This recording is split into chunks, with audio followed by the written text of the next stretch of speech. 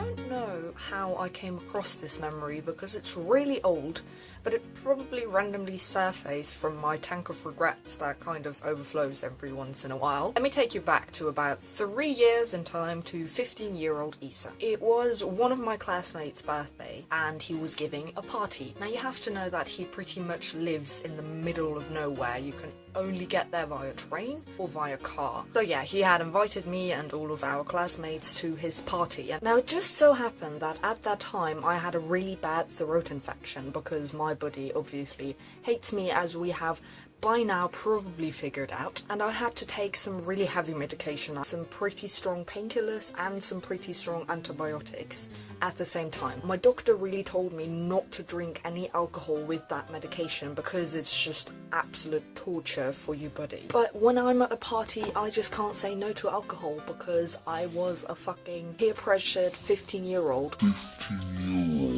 What am I supposed to do? Not too much, not excessively, but just a normal amount, a casual party amount of alcohol. I didn't feel anything, I wasn't sick or nothing, I wasn't even properly drunk. One of my friends, however, really overdid it. And by really overdid it, I meant he kind of passed out while playing FIFA. So that was him, and he was lying on the couch like this.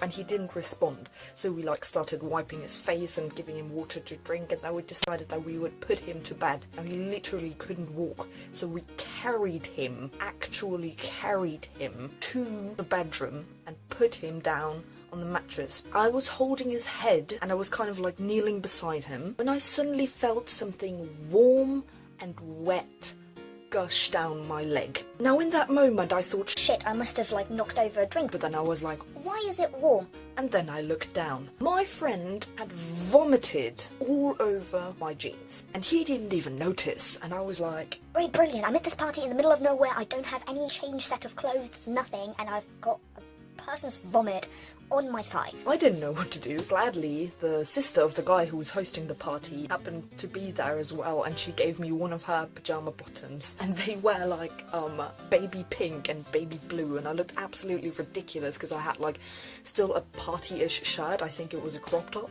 and then I just had those freaking pajama bottoms on. And then the host of the party started kind of freaking out because of our friend vomiting, because he kind of thought he was dying of alcohol poisoning, and called the ambulance. The legal drinking age in Austria is 16, which is pretty early compared to, I don't know, America or any other fucking country in the entire fucking world. But when you're 16, you're allowed to drink any alcohol. Now, we weren't 16, we were all 15.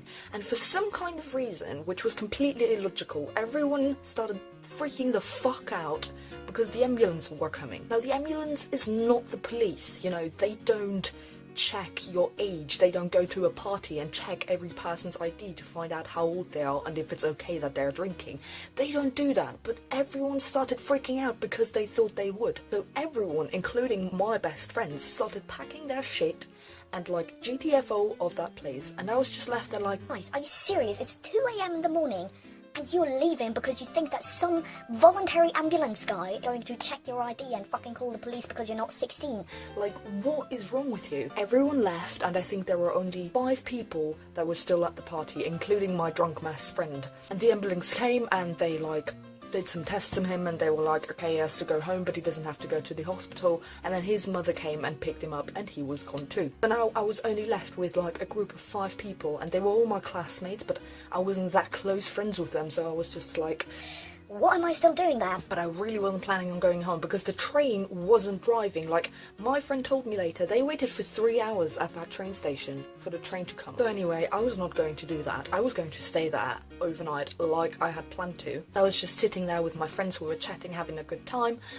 And then we ran out of cigarettes. Now, I don't condone smoking, but who cares, no one watches these videos anyway. Yes, we did smoke a lot, and we ran out of cigarettes. Our friend, the host of the party, told us that the next gas station was a 30 minutes walk away from where we were at the moment. It's about 3 AM at that point. So we were like, okay, we can walk there, or we can spend the rest of the night without cigarettes. So we started to pack our shit, wrap ourselves up in coats. I was fucking freezing outside.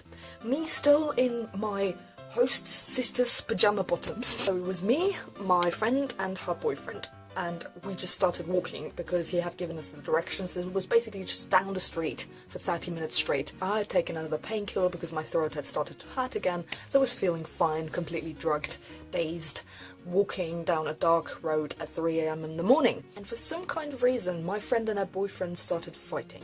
I don't know about what, but they got really angry, like it got really nasty, and they were like yelling at each other while we were walking down that road. What is my camera doing?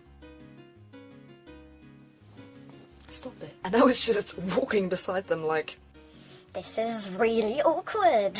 while they were just like fucking screaming at each other. And then we arrived at the gas station. Now, you need your ID to buy cigarettes in Austria. It's also legal when you're 16, but we both were 15 and her boyfriend was already 18, I think, so we needed his ID. And he wouldn't give it to us because he was so mad at her. And I was like, Dude, are you serious? We just walked for 30 minutes to buy a fucking bloody package of cigarettes and you're not going to give us your card?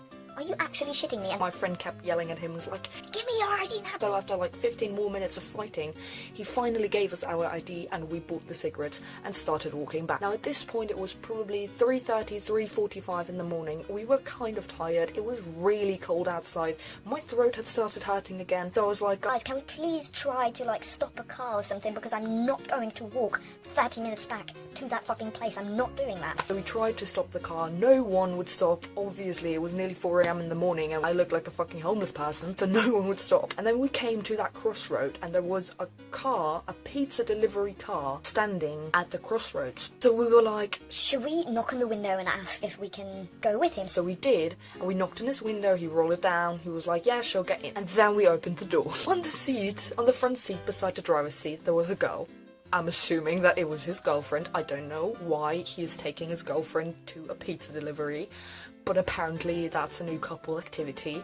And on the back seat, on the left side, there were like 4 to 5 pizza boxes stacked to the actual roof of the car. Okay, we're 3 people and we have 1 seat, but the guy offered to take us, so we might as well try and get in there. So I squeezed myself as tightly against the pizza boxes as I could, so my friend's boyfriend could sit beside me and she was sitting on his lap. Somehow we managed to actually really do that and we started driving.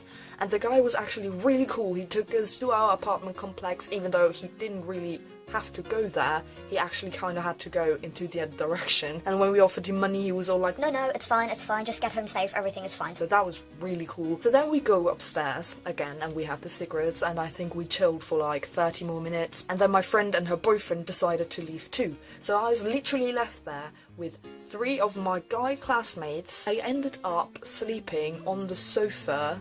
It was not a sofa bed, bear in mind. It was a sofa with another guy, without a blanket and without a cushion. And I woke up in the middle of the night and I had the most intense stomach pains I've ever had in my life, because literally all I had eaten was 3 painkillers, 1 antibiotic, alcohol and cigarettes, which is not a very good diet. So I was kind of dying, not able to sleep, and then in the morning I just woke up really early at like 7, packed my shit, didn't say goodbye to anyone, just left, went home and stayed in bed for like the entire fucking weekend. But yeah, that was probably the most horrible party I've ever been at. I'll make sure if any of these memories face again, I'll videotape them. So if you like that video, make sure to show me.